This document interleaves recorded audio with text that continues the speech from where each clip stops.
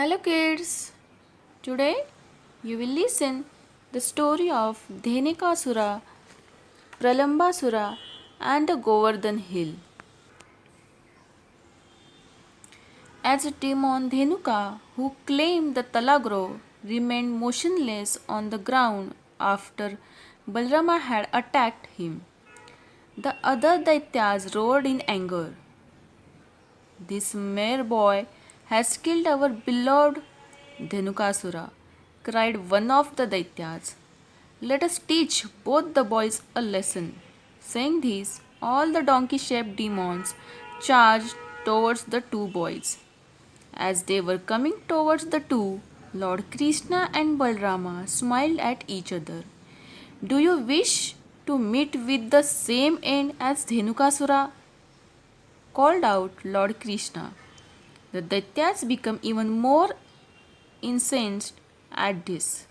We are not afraid of you, whoever you are. Our combined evil might will defeat you, roared one of the bigger Daityas. But none of the Daityas survived the attack as Lord Krishna and Balrama finished them off one by one. Finally, the Talagro was safe. Once again, thanks to Lord Krishna and Balrama. Meanwhile, one of Konsar's friends, an evil demon, Pralamba, soon located Lord Krishna and Balrama. He disguised himself as a villager and went to Vrindavan to destroy the two brothers. He joined the other cowherds and played a wrestling match with Balrama. The rule of the game was that the loser had to carry the winner on his shoulders. Pralambasura lost the game to Balrama purposely. He picked Balrama up and started running away from Lord Krishna and the others. His body changed back into a monstrous form as he carried Balrama away. Krishna, this demon is carrying me away. What shall I do? Cried Balrama. Lord Krishna said, Brother, you are powerful enough to defeat him. Hearing this, Balrama remembered who he was and he gathered his strength to attack the villainous demon. Pralambasura's red eyes shone with malice as he tightened up his grip on Balrama. Balrama struck the evil demon Pralamba on the head with all his might. Balrama was also an incarnation of Lord Vishnu, just like Lord Krishna. So, Balrama had divine strength in his veins, and when he struck the blow on Pralambasura's head, it was like the impact of 1,000 punches. Facing such a powerful blow, the demon reeled under shock. The force of the blow was so strong that the demon fell senseless on the ground. In one mighty stroke, Balrama had killed the demon. Lord Krishna said, You are just as strong as I, brother. Never fear evil again.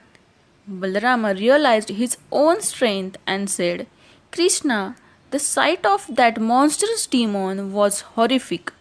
But I heard your words and realized he was no match for me.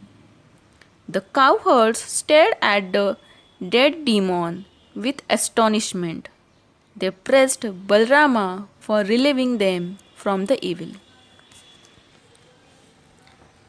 The villages of Gokul and Vrindavan had an age-old custom. Every year, all the people offered grand prayers to Lord Indra, the god of rains, to provide the much needed rain. That year again, everyone in the village was busy preparing for the event. Amused by this, Lord Krishna wanted to know what was happening. He tried to find out from Mother Yashoda But she was too busy. She said, Krishna, go and ask your father. Do not disturb me with your questions. There is a lot of work to be done. So Lord Krishna went to his father, who was busy in discussion with the village elders. Very slowly, he approached Nanda and said, Father, you all seem to be busy in the preparation of something. No one is ready to tell me anything. Will you please tell me what is happening? Nanda smiled at him. Nanda explained to Lord Krishna very calmly.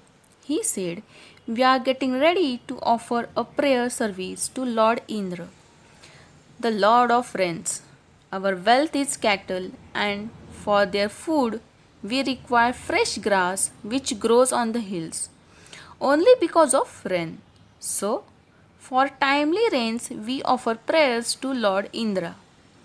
Pleased by our prayers, he will bless us with seasonal rains. Not satisfied with the reasons put up by his father, Krishna said, Father, what has Lord Indra to do with rains? Rains are a natural event, and why should Lord Indra meddle with it? We are simple wandering folks who live in this forest and on the slope of these hills. This Govardhan hill nourishes our cows with green grass. So, is it not proper that we worship the Govardhan, the holy men and cows? The elders were surprised at Krishna's words. They debated for a long time on this and finally agreed to offer prayers to Govardhan.